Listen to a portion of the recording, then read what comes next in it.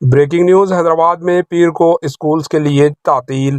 اگلے 2 دنوں تک حیدرآباد میں زبردست بارش کی پیش قیاسی اور ریڈ الرٹ جاری کرنے کے بعد محکمہ تعلیمات نے چستی اختیار کر لی ہے۔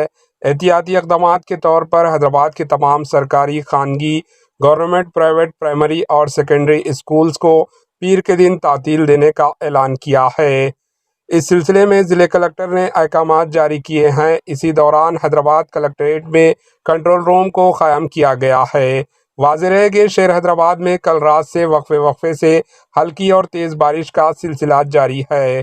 Bureau report AHN news.